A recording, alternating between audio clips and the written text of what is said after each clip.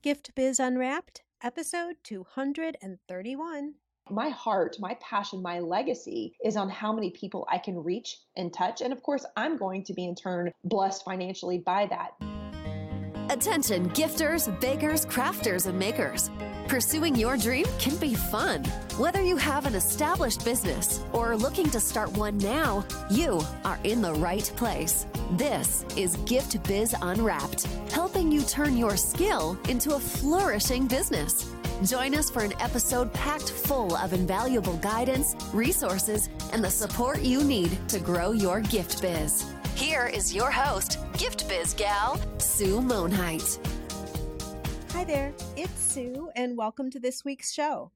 If by chance you happen to be at the Philadelphia National Candy Show in Hershey, Pennsylvania, come visit us. We're in booth 708, and I'll print you a ribbon with your name or anything else you want on it, right then and there. I'm also speaking this afternoon all about what's working right now in social media. And as we know, that changes all the time, so you might be in need of an update. I guess this is an educational kind of intro today. Maybe it's in the air with the kids all back at school. But I want to make sure that you know that registration is now open for my upcoming masterclass. I'm doing something a little bit different by opening up times when I normally don't run classes, specifically weekends and evenings. I get that you have other things to do and your time is limited. So I'm doing 3 classes and I'm pretty sure one of these will work for you. Let me back up here a bit. You may be asking, what is this program all about anyway? If you've ever thought about turning your handmade products into a business, or you're just getting started and wondering if this could really work for you, you'll want to attend the masterclass. You'll learn the single biggest thing people miss when they start a business, 4 critical elements to include when you're pricing your product, how to attract customers, and the secret to creating loyal customers who buy from you again and again. The market is so primed right now for your handmade products. This whole category is steadily growing as the big box stores are seeing declines. Just look at your local malls, all the vacancies, even the well-known anchor stores. We get into all of this too. The masterclass is called How to Turn Your Handmade Products into an Income-Producing Business. And it's totally free. Go to giftbizunwrapped.com/masterclass and pick one of the days and times that works for you. I'll be thrilled to have you join us, and I promise you're going to want to know what I'm talking about here. Coming your way right now is a discussion every existing business owner should pay attention to. I've got one of my mastermind sisters on, and we talk about what you should be doing to prepare for adding on employees. I know you may not be there yet, but if you ever want to gain back time and set your business up for growth, you'll need to add this to your plan. Or, heaven forbid, let's say you get sick or injured, or you just want to take an extended vacation. Wouldn't it be great to have your business capable of running without you, even for just a short time? Let's pop over to the interview so you can learn more.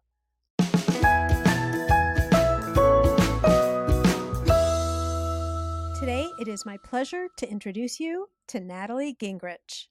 Natalie is the founder and host of the Ops Authority. She has been in operations for 2 decades, either in healthcare, corporate America, or as an entrepreneur. Her goal is to bridge the gap and overwhelm when it comes to processes and systems, growing a team, and setting up solid business foundations.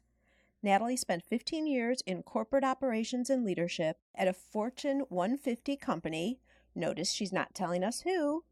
When given the opportunity to leave, she put her knowledge, certifications, and experience to work by creating her own consulting firm as well as a certification. She developed the Director of Operations certification to equip existing ops experts with a flexible profession outside of corporate, but still playing a huge role in small businesses globally. Natalie, welcome to the Gift Biz Unwrapped podcast. I am so excited to be here. Yay!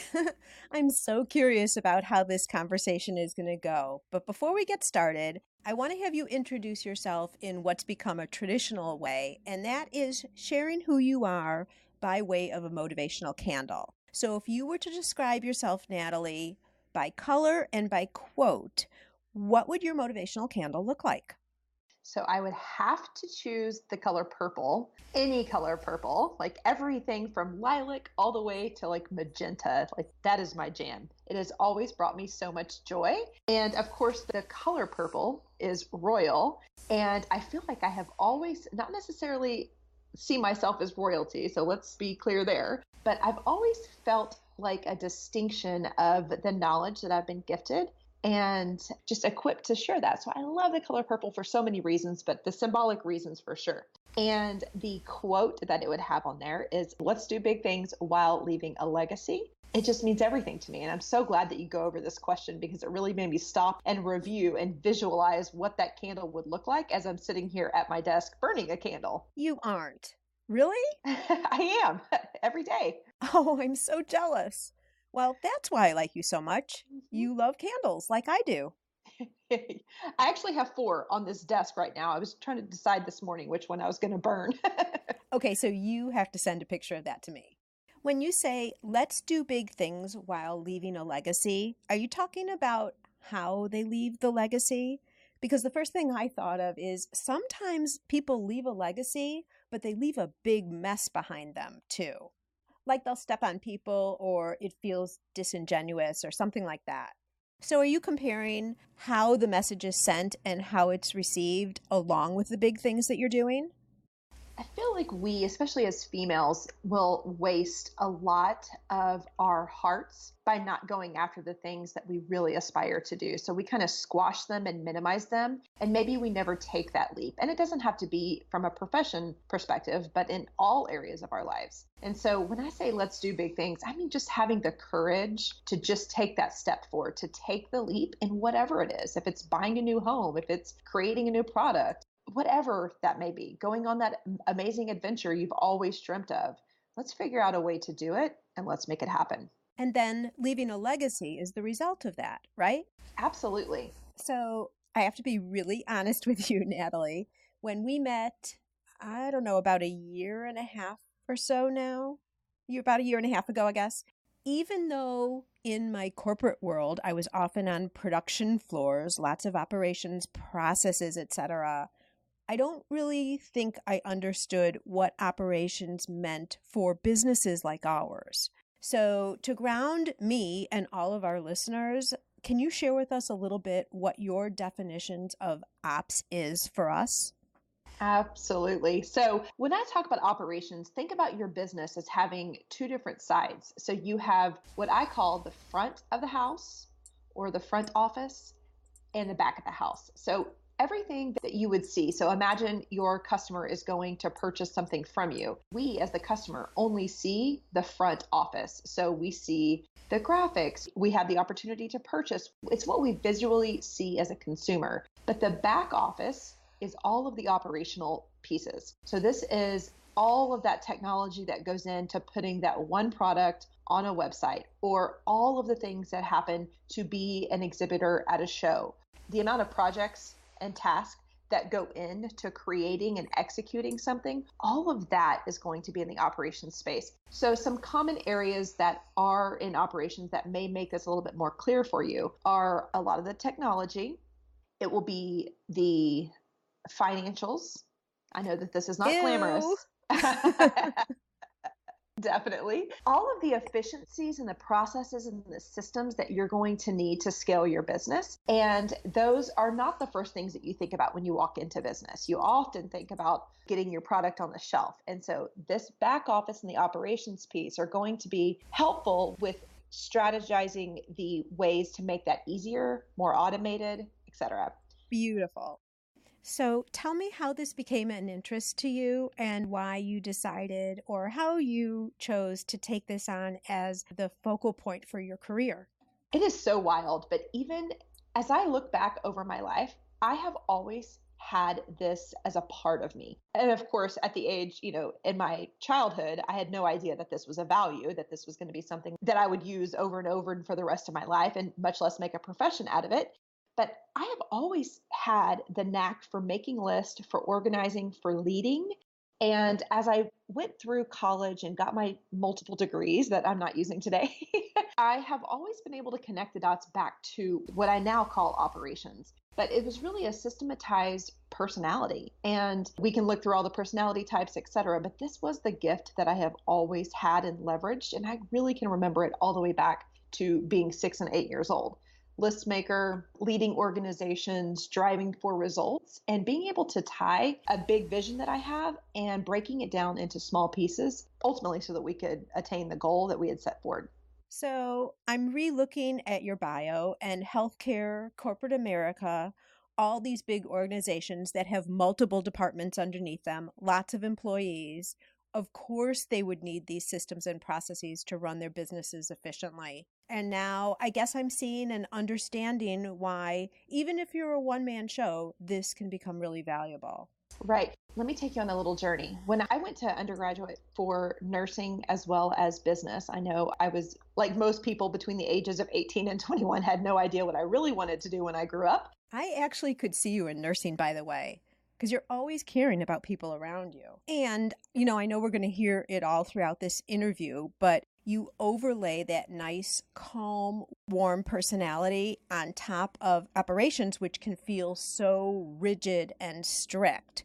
So in that way, you're really different in terms of combining this topic with who you are as a person. It makes you really unique. Well, thank you, Sue. Anyway, I'm excited to hear the story. Go ahead. Thank you. Carry on. Yes. So I went from my undergraduate degree in nursing and business, went on, and I wanted to be a specialist. Again, you're seeing that high achiever in me, wanting to get excellent education to be able to come out of this and really serve in a bigger, deeper capacity. I went on and got a master's degree in a specialty called cardiac rehab.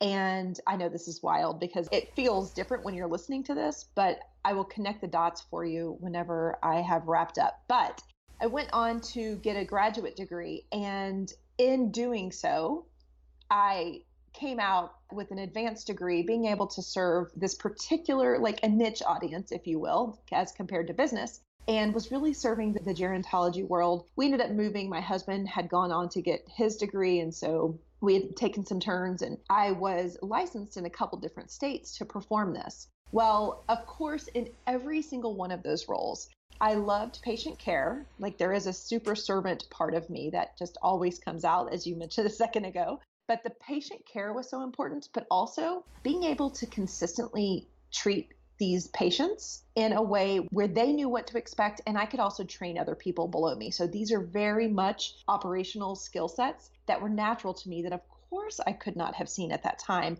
But that was my benefit to every single provider I ever worked for. I would come in, I would systematize, I would naturally get into leadership. And then as the world turns, we would move to another location. So we moved too many years ago, I guess about 15 years ago, we moved to Texas, back to Texas. I'm originally from Texas, so it was a nice place to come back home to.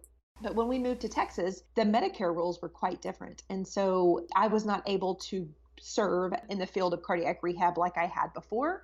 Lots of medical jargon that we don't need to get into, but it forced me to look around and see what else I wanted to do. And so I went to work for that Fortune 150 company that I left nameless. And here in San Antonio, it provided me so much. It has allowed me to connect the dots backwards, as I've been mentioning, because I left that nursing field and I walked into human resources. And this is all on the job training. I was extremely grateful and blessed with a path and support and additional knowledge that I couldn't have dreamt of. But I came in because of my expertise in both client care and in the servicing space. I came in and was running their wellness and health benefits. So I did that for a long time. Through the company and rising into leadership, I had been absorbed into the project management space, which of course was perfect from an operations perspective because now we were looking into the details. And that forced me to kind of get out of that health space. And so I started working in IT projects. And, Sue, you and I have talked about your history and your corporate experience and some of those things that I see you worked in, putting out new campaigns, et cetera. I was behind the scenes doing that from a project perspective. So there you go, from a nurse all the way into working in IT and marketing campaigns, but I was really on the delivery side. So I was always making sure that the process and the projects were set up. And then I was the person that was leading the team to make sure that everyone met their milestones, that we had all the materials, that the budget was being attended to, because that's always a biggie in corporate projects.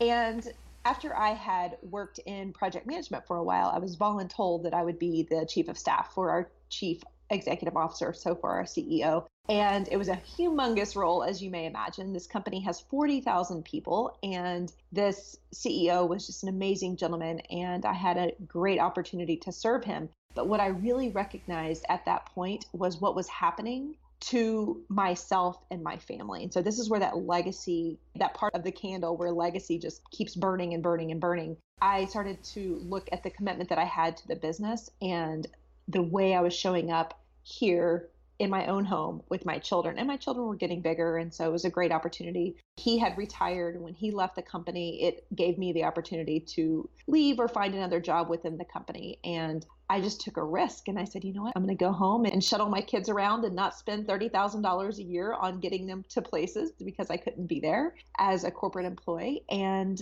my legacy was forever changed. But what ended up happening after I came home is that high achiever and ambitious Natalie could not just be fulfilled by being on the PTA and volunteering. I found myself back in business and supporting in the exact same way I was supporting that CEO of Fortune 150. I found myself really trying to understand the small business sector. I grew up in a single parent family who had led a huge business in the 70s and 80s. And so that is ingrained in me. But I was committed to understanding what the small business workscape looked like. And then I complemented it by putting what I was doing in corporate and duplicated it and started serving CEOs in the small business space in the same way. I loved your story, Natalie, because it's so you. Interestingly enough, that was exactly my route. A little bit different circumstances, but corporate, I elected to leave because of family. But then there was always that underlying business love too. So when the time was right, I jumped back in. But I also want to bring this up because GiftBiz listeners, look at what you're doing right now with a fresh eye. What skills are you using that so easily come to you that they don't even feel like they're skills? Right. Maybe something that your friends compliment you on, and consider that as one of your strengths. Also, if you have a 9-to-5, a regular job right now, what types of things are you learning? What education are you receiving that you might very well be able to use as you move forward with your own business? Just like Natalie demonstrated. And another thing, Natalie, now I'm going back to operations specifically. You were talking about the front of the house and the back of the house. Mm-hmm. The tech, yes. Financials, ugh, but yes. But also the production aspect. Everyone who's listening here is a maker. So the production of the product, the steps that are taken, the process, if you will, of how you make your soaps, how you create the special scents, or doing the molds, or whatever applies to the specific art as you go. Mm-hmm. Creating processes around this is what allows you to grow, because taking that uniqueness, documenting it, then it allows you to pass it on to somebody else who can then replicate it so you can focus on growing the business. Absolutely. Whether you are in a service-based business or in a product-based business, all of us will start by most likely doing all the work ourselves. And then as we grow, build, and scale our businesses, we try to remove ourselves. And the only way that we can do that is by defining what it is that we're doing. What is your secret sauce? And, so it took me a long time. I kept saying, no one can ever do what I do. Like, it's just me. No one can do that. And I'm sure you and everybody else that's listening have said that about something in your life. I'm the only one that can do this. We say it about our kids all the time. I'm going to fold the towels because I like the way I do it. No one else is going to do it my way, just to make this very practical. But we can all remove ourselves. And it does you and your business such a service to be able to write this stuff down, to articulate. You don't have to physically write it. Honestly, there are so many different ways to get this stuff out of your head. But just as you said, Sue, if we cannot get the process out into the world, no one else will ever take it over, which will also limit you from being able to do and focus on other things. So having yourself replicatable should be a big driver for all of your listeners. Okay, so let's extend this a little further to something that's more concrete. I don't care which angle we take, but I'm kind of hoping that we can go with the product creation process. Yep. How would you suggest someone get started? Personally, I'm a child of the 70s and paper is a good friend of mine. So I typically start everything on a piece of paper and I will eventually move it into some digital software. But I think of what happens chronologically when you sit down to create that candle. What are the steps that you are doing? What is the very first thing, the second thing? And I mean detailed. So I really do think some of this comes down to age, which no discrimination. But me, Natalie, 42 years old, I would sit down and write every single small detail. What I'm seeing with millennials is they are going to record themselves, either speaking it or in video form, recording exactly what they're doing. That's why YouTube is so big today, right? They're recording the how-tos. But if you just do that, honestly, if you put a camera up in your office for a day and just watch what you're doing, I know that that would not be super life-altering content, but it's so helpful to see, to break down, to be able to see the big picture and break it down into the small pieces of what you're doing. So I'm just going to go back to the candle thing because I can still see that purple candle just burning in my office over here. Is there a scent to that candle? It is lavender lemon mint. Oh, that sounds amazing. Sorry, I just had to do that. We had to get a feel for your environment. Yeah, I've got cords all around that poor candle. Let me ask you a question here real quick. Would you start with, let's say with a candle, because that's perfect. Would you start with, here's the candle, here are the ingredients that go into it, and then here's where I resource it from? Would you start there, as far back as there? So it's almost like a recipe then with the ingredients, the sourcing, and then you'd start step 1, step 2, step 3, etc. It really is going to come down to the type of person that you are. I, myself, yes, that's exactly what I would do. I would start all the way from sourcing to filling the candle and complete it with how I got it on the shelf. But that's just me. If you're a creative, that's likely not how you're going to be thinking. So I would start with the part that you are the most connected to, the part that comes the easiest to you, because that's going to be the easiest part for you to teach to the person that you could hire or help you to get this done. Perfect. And I'm thinking that it can change over time too. So if you just start getting some steps down, you can always adjust and add to it later as you go. You can fill it in and edit it and add to it over time, which would be a reason for it to be digital because then you can easily adjust it as you go. Right. So I think about a jewelry designer and I come back to Kendra Scott quite a bit just because I've researched her a lot, but she loved the design piece, right? And so she held on to that piece the longest. And so what she did was go the route that she went was to understand how to document, how to source the jewels, how to bring them in, how to market them, how to get them out. She documented all of that, but she still held on to the actual design piece because that's what she loved. So if there's a part of the process that you feel highly connected to and you love it, you feel like that's your unique advantage, hold on to that piece. So you may not want to go there first. You may want to go to the pieces that you want to outsource. It's really going to be dependent on your type of personality and how much help you can afford to bring in. Right. And I have to say, from talking with lots of business owners, I frequently hear that as your business grows, you start to grow yourself out of the business that you love. Mm-hmm. Your job starts to change as you hire employees, have to go out and market the business, right? And all of a sudden, you're not doing some of the things in your business that you really loved, like making the jewelry or pouring the wax of the candles, some of those things. But as the business owner, you get to choose. You might still want to participate up until the design stage. So you design everything, but then when it moves over to production, you hand it off so that it's still your hand in the product all of the time. But again, I just want to layer on top of this that you always get to choose. It's kind of that choice of how much time do you want to spend working on your business versus working in your business. Right. And I would also say this also depends on the type of business that you want, right? A lot of us start as hobbyists. We realize that, we've got a big fire and a big passion. We realize that we can monetize it. So we get into the business kind of on accident, which is at that point is still very much a hobbyist business. And then it gets to the point where production or request or demand is coming in. And all of a sudden, overnight, you turn into a business owner. Well, you may not have a business background or a business backbone. And all of a sudden, you're putting yourself really out of your comfort zone. So when you start to dissect what part you're going to remove yourself, if that has been your path, it's going to be a little bit more cloudy because you don't know about the marketing side. You don't know about all of this technical, how to get my product on the shelves type of thing. You may be great at parts of this and really weak in others, but I will go back to the type of business that you want. I get the question all the time, do you want to have a lifestyle business or do you want an empire?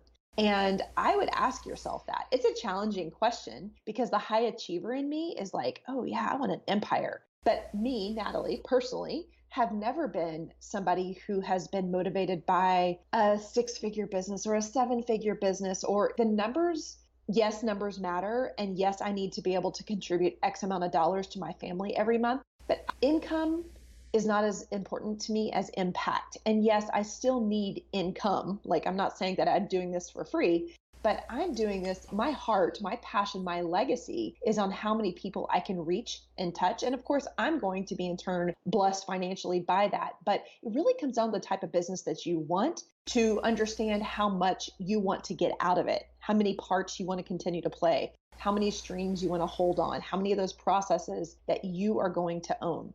If you're somebody who's wanting an empire, and there's nothing wrong with that, I'm inspired by empire builders every single day. But if that is what you're wanting, if that one candle you wanted to turn into something that is in every big name shop, then you're looking for an empire. You're going to have to replicate yourself much differently than the person who is content with selling and sharing at craft fairs. So you have to determine what it is that you want out of your business. And then I think the operations become a little bit more clear in how hard you're going to have to work at this piece. A lifestyle business or an empire? Something to think about. We'll carry on with this conversation right after a quick word from our sponsor. This podcast is made possible thanks to the support of the Ribbon Print Company. Create custom ribbons right in your store or craft studio in seconds. Visit theribbonprintcompany.com for more information. And success in your business doesn't even mean that your numbers need to increase year over year. You may have a certain time frame in your life where you need to just keep things on the even keel and not increase. And guess what? That's okay. Balance with what else is going on in your life is really important. And you were talking about legacy a little earlier too, Natalie. Yep. What a great thing to be home with the children while they're little and just keep the business humming along, on a peaceful keel. And then later, as the kids are growing and you find an opportunity, then you can build your business further.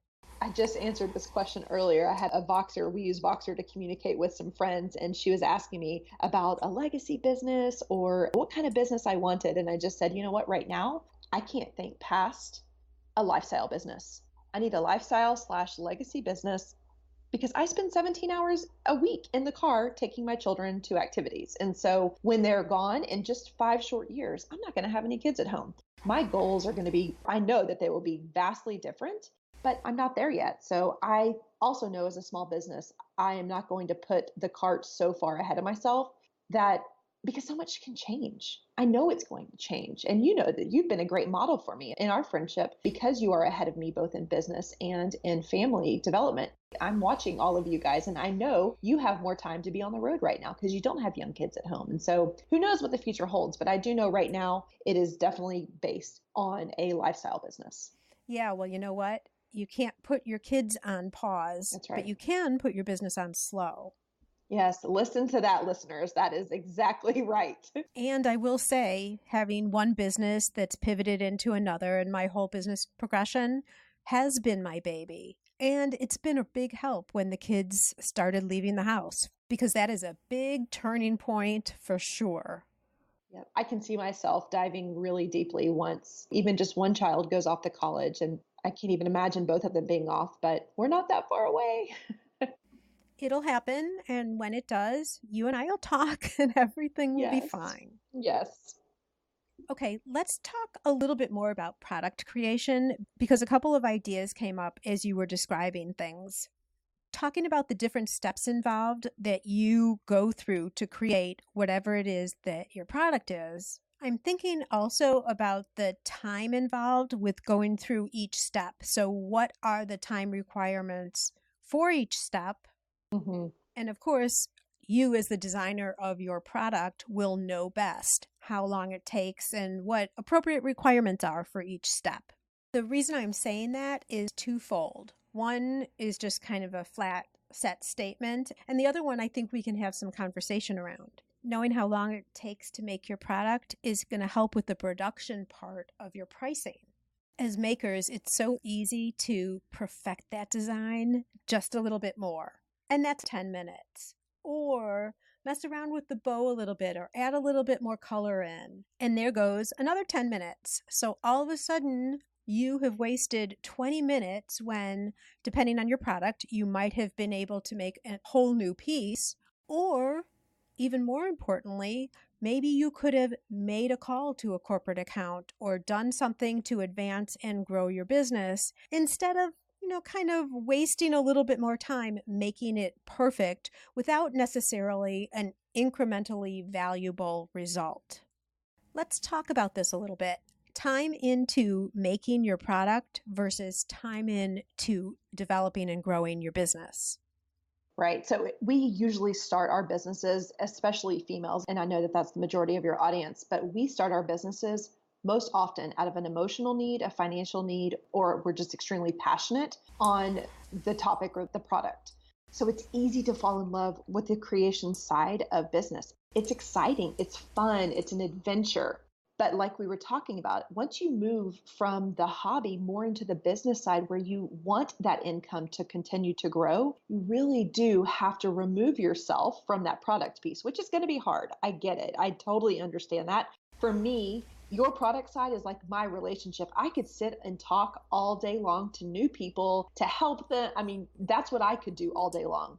But I know that my business will be limited if I ignore and I don't really dive in to those other pieces that are going to make my business run more smoothly. So what my tip is for anyone, absolutely any type of business and any stage of business, is once you understand you have a product that sells, you know that it's selling well, understand how you're doing that, how you're developing that product so that you then can have somebody come in and help you with multiplying how many products you're able to make and removing you from it.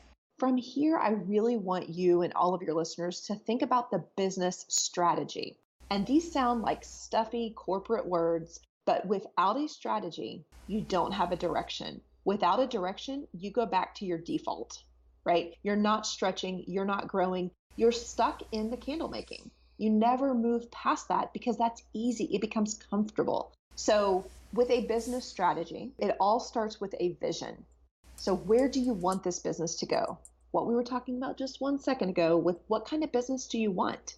Do you want this to be a $100,000 business? What is it? What is your big driver? Why is this candle business so important to you? So we start there and then we really start to look at how we're going to make that happen. And that's what makes your business strategy. When you get up in the morning, you understand the business strategy that's ahead of you. And for right now, you will know what to work on. Once you complete that, then you can keep looking and growing closer and closer to that long-term vision. I think that vision is so important, and it is my first step in Maker's MBA. Yay! I'm just going to stop right here and tell everybody that you are the one who named my signature program. Should I stop right here and tell the story? Can I tell the story? Because Yes. you definitely get all the credit. So last year, 2018, Natalie and I were in the CEO Biz Chicks Mastermind together. And I was on the hot seat. We were going through, I'm talking about the signature program because I'm about to relaunch it and I'm sharing what it's all about. And Natalie, dear heart that you are, listens intently and says, Sue, what you've just described does not match the name in any way, shape, or form. It is so much more than what the name kind of suggests. So she let me contemplate that for a little bit. And then we took a break and she meets me in the hall and she says, okay, Sue, I have just checked everything out. You need to name your signature program Makers MBA. I see that the domain is available right here. Would you like me to buy it for you right now? So that was that. And I will forevermore be indebted to you. And everyone now knows where the name came from. I love it. Okay, let's get back on track here. And going back to the conversation about the vision, I so agree with you there, and especially for makers, because we have this different element of the fact that we have to put time into production to making our art. And then when you sell, you actually, the more you sell, the more time and work you're creating for yourselves. But it's not necessarily business development work. It's busy product creation work. Yes. Sue, I'm going to blow your mind really quick. Oh, do. My very first business, which I was out of graduate school, I was probably 25. It was called Sassy Pants Art. I love that already. And I made jewelry. And I'm thinking back to the days I loved going to beading shows, and BEAD, by the way, and finding jewels and gems. And I loved that part of it. I loved understanding how to use the tools. I loved making the final product. But where I have always struggled in business is in the marketing piece. And so as you're telling the story, it's really bringing me back to some of my roots in my own entrepreneurial journeys and understanding that there was a block for me in growing the business because I was scared to market. I was scared to contact the craft fairs and the craft shows that were around me because I was attached to the creation process. And so for me to have scaled that business, I would have had to get over that and move forward and understand where my vision was. But I never put a vision to that business. Number one, I was probably too young to see where it could go, but I was too closely attached to the actual creation piece to make it a true bona fide business, a solid business. Right. Which could have been fine if that's what you wanted, extra income on the side. But this is perfect. And yes, it does blow my mind. And by the way, you're really good at naming businesses if this is a new sideline job you ever wanted to uncover. Okay, but let's carry on now with this line of thinking. Mm-hmm. So let's say we have somebody who has been making their product all along themselves, and they recognize that if they want to grow, they're going to have to add staff, employees. Yes. But they've never done that before. What would you direct to that person who needs to now start thinking about bringing on people to produce their product? Right. Well, if you've got started by documenting the process, and then Sue, you had just mentioned kind of putting the times of how long it takes you to complete that. If you've got this long list of items and tasks that it takes to create the candle, let's just talk about the actual product creation.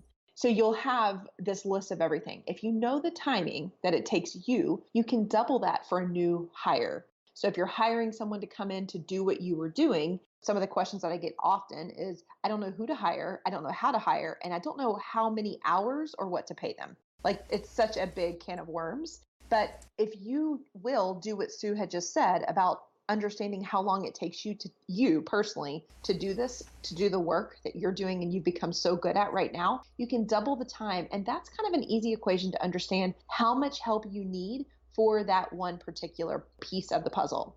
The next piece is understanding who it is, what the skill sets of the person that you need. What level of person are you looking for? And people come at this all different ways, and I cannot tell you a particular formula to go for. But if you're looking for most people will come into this looking for low price talent. And when I say low price, I mean someone who can come in and help either with products or in the administration piece. So fulfilling those types of things you can get from labor that is not extremely expensive, but it's also not specialized. So if that's the path that you take, you're now going to know that you need that type of labor. You're going to know how many hours you're going to need them for, and then do a market analysis. And that word seems really stuffy, but number one, you've got to look at your finances to see what you can afford. And second of all, you may want to see what other people are providing or offering for a similar role, but I could care less what other people are paying. If you cannot afford it, you can't stretch your budget because it always affects your personal margins.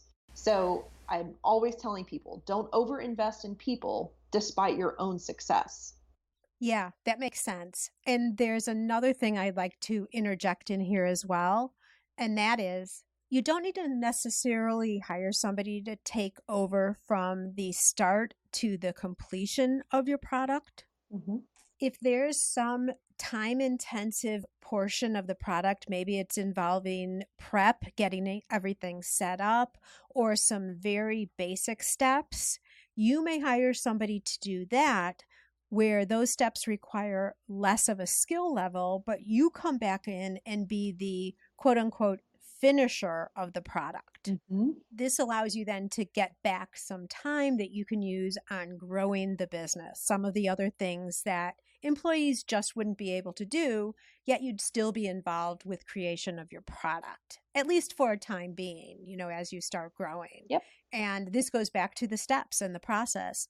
You'll know which particular parts you could hire in for if you have those steps defined.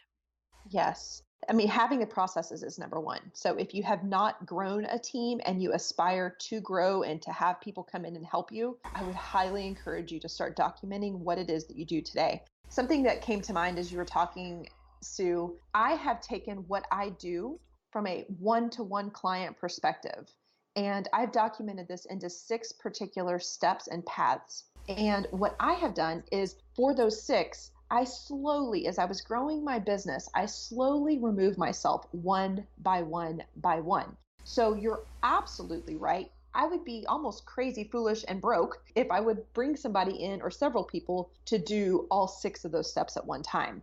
So it took me almost a full year to remove 2 of the 6 steps and to hand those over to somebody. So yes, don't feel overwhelmed that you're going to bring in somebody and you're going to have to pay them a whole lot of money because they're handling an entire piece of this. You could just have one small part. Maybe it's inventory. Maybe it's ordering an inventory. Maybe it's the actual marketing piece, whatever that may be. Don't feel like you have to overdo or overspend. One small piece of outsourcing can free you up. And it's only going to free you up if you're bringing somebody in and they're helping you 2 hours a day to do something. If you use those 2 hours to do business development, to do other things that can making a new product or finding a new place to retail, whatever that may be. I always like to warn people that it's not easy to outsource. This is a big journey, but once you've done it, it feels so good that sometimes we as business owners look at this as like a retreat. Like we got 2 hours back. But you're only going to see the return on the investment if you're putting those 2 hours back into the business in another way. In a way that's closer to the sale. Yep. Because that's the way you can afford to hire them on. You continue to grow. That's right. And it's not then that you're free for lunch for an hour a day or something. But I see it so often. Okay, so I'm putting myself in the heads of some of our listeners, and they're going to say, Natalie, there is not a chance that I am going to share with anybody else all the secrets about how I make my product. What's the response there? If you have a process that needs to be legally secured, it's okay to do that. And it may be a really wise investment for you to protect your intellectual property. Protecting the product, depending, right? Right. And then also having good contracts for the people that do come in. I mean, there can be repercussions, but I also think that this is a mindset thing. Outside of the legality and the scary parts, I think a lot of us are just concerned that someone's going to take our idea and run off with it. And guess what? There's not an original idea out there, right? So there's lots of different candle makers, and yes, they may all make them somewhat similarly, but there is something different about each company. So just know that no one's going to do it your way. Yes, it's likely that you want them to learn from you, and they may not be invested in you forever. But the most important thing is that you need to focus on is that they're giving you the space and energy and allowance to do something different for yourself. They are offsetting what the time and investment that you were making in the business so that you can grow it. Now, the risk, as business is all, there are definitely risks in business, is that they're going to come in and potentially learn something and take it somewhere else. That's a very common fear. But just know, most people are good. I can't even tell you how many times I say that to people, but most people are good people. And having them sign documents will help to enforce how important this process is to you and convey that to them. Okay, so like non-competes and things like that, non-disclosure agreements, etc. I'll also say, and I have seen this happen before, let's say a non-compete is not enforceable or something happens and someone's not protected, and they have an employee who decides, I can do this so much better, and they go off and they start their own company. Running a business is so much different than just making a product. Yeah. It takes a different set of skills. We were just talking about the courage and putting together procedures and processes. And the fact is, a lot of people look from the outside and say that, oh, it looks so easy and they can do it. But when reality sets in and you actually have to, it's not as easy as it looks. Yep. Let's face it, those of us who decide that we're going to start our own business, we're a unique breed. I think they say like 78% of small businesses fail in the first 2 years, and 90, I think it's 90 something. I don't have those stats. 98 within the first 5. Within the first 5, yeah. So, I mean, let that comfort you, unfortunately. And remember all the steps that you have gone through as a leader to get your business to this point. Would that person really have the tenacity to do what you have done? And that is not a point to discourage you, Gift Biz listeners. Look, you're listening here. I'm sure you're capturing information from other places. You're resourceful just by the fact that you're here. And that's what the majority of people won't do. So please don't turn a mirror on yourself and say that's going to be you. Think of the opportunity that's available to you, because the fact is, the further along you go with the growth of your business, the more competitors drop off. They reach obstacles and just decide they're not going to continue. I always say, and some people disagree with me on this, but it's really easy to start a business. Yeah. Where it gets challenging is staying in business and growing a business. I couldn't agree more. The other thing is, by bringing on, to kind of piggyback on what you were saying, Sue, with don't let this be a discouraging point. This should be the exact opposite. I understand that there's fear because you're going to be trading money for this role to come in, but understand that you're fulfilling something. You're putting a product out into the world. You're growing a business. You're supporting other people to make this happen, which is extremely difficult to do. And you've had the courage to do it. Absolutely. And then the more that you give somebody, the more responsibility, the more that this person is able to assist you and to help you, the deeper that they become attached to you and your brand. And ultimately, I think all of us who do aspire to have employees or contractors helping us, we want them to be a true extension of us. I'm a firm believer that the more you give to these folks, the more authority, the more you allow them to express their natural skills in your business, the deeper they are and the more committed they are to you. And the pride they have in what they're doing. Yeah. And I think when you stretch people to do things that they never thought they were capable of doing, they love it even more. Right. Think about that in our own lives. I mean, I know I can think back to corporate. I would have never put myself as a corporate project manager, but because I was given those skills and that trust, it changed the trajectory of my life. So you can do the same thing for somebody else. There you go. So Natalie, what would you say to the person who has started their business, is working with their product, and has just listened to our conversation here? What would be the steps that you would suggest? Maybe they've been taking notes, maybe they've just been listening. What are 1 or 2 things that should be the biggest takeaways? It's really stepping out of the product and into that business leadership role. And when I say leadership, I'm really talking about having a true strategy for the why behind what you're doing. Where do you want to go? So as Sue talks about, what is that vision for your company? And now what are we going to do in the next 6 to 12 months to get closer to that vision? I am a believer that a vision is going to be, and for a small business like most of ours, we're not going to have a vision that's going to extend past 3 years. The economy, the industry, technology, all of those things can come in and can disrupt it. Set your vision big enough to where it's a 3-year kind of stretch. Where do you see yourself in 2023? And what are we going to do in 2019 to get closer to that 2023 vision? I love that because you're making the vision farther out so that it can be a bigger vision, but there's not the pressure that you have to be there tomorrow. You break it down step by step so you can start progressing to where you're trying to go and see advancement towards your goal every single month.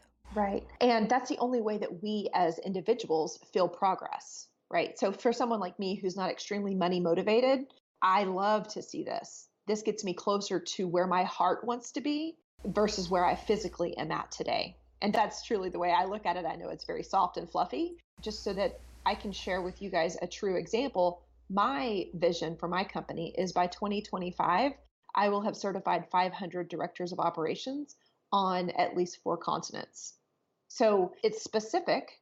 And so everything that I do in my business, I am always looking through the lens of what am I doing to make sure that I'm equipping business owners and equipping people who have operational knowledge to be in business, because I want them to have a flexible lifestyle just like I do.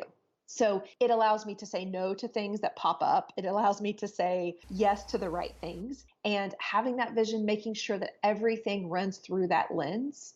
Should I run Facebook ads? Like even the day-to-day stuff is still run through that exact same lens. Should I go to this conference? Should I speak at this event? Should I, all of those things, all of those business activities, I come back and I say, okay, if my goal is to have 500 certified director of operations, does it make sense for me to talk to wedding professionals?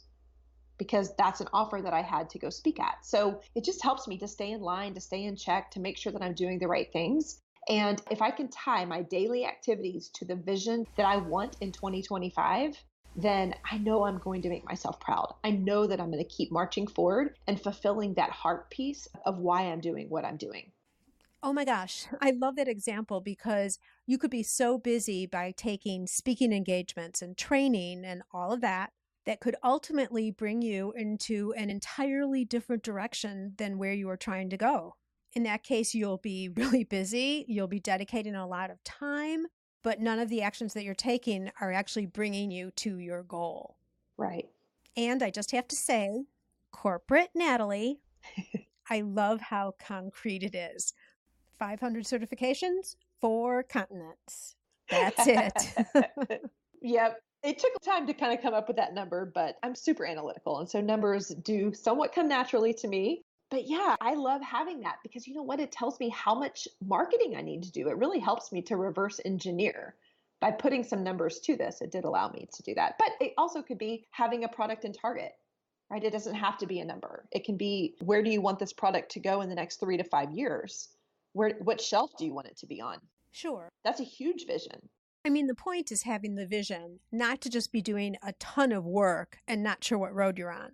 Right. So I do something called strategic mapping, which would be really helpful for your audience. And it starts with the vision, but it's also being organized in your business. And I know that as makers, you spend a lot of time in that actual product because that's where you likely entered business. So it's hard to remove yourself, and we've talked about that today. But I also think once you are ready to grow and scale this business, make it a little bit easier for you, maybe remove the overwhelm. You're going to need that productivity and that structure internally. And I have a giveaway if you go to theopsauthority.com/business-hub, like business hub, it's going to help you with getting started in getting organized and then understanding how you create and take that vision to your daily activities. Thank you so much for sharing that with us. Yeah. So it's theopsauthority.com/business giftbiz-hub. Right. You got it. Gift Biz listeners, you know that I'll also have that for you over on the show notes page. And Natalie, in addition to this, for another place online for people to go to learn more about you, where would you direct them? So you can definitely go to the website, which is The Ops Authority, but I'd encourage you to check out the podcast as well, theopsauthoritypodcast.com. And then I spend the majority of my time on Facebook. Call it my age, but I love Facebook. You and me. Yes. So you can go to facebook.com/The Ops Authority. So everything is The Ops Authority. I'm also on Instagram. I do spend time there, but Facebook is more my jam. So you'll see me there more often. Well, Natalie, thank you so much. This has been a topic we've never discussed before, and you've given us some nuances, some different ways of looking at things that are going to be really helpful as we build our businesses into the future. So, processes, the name of the game. Thanks again, Natalie. It has been such a joy to have you on the show. Thank you for having me, Sue.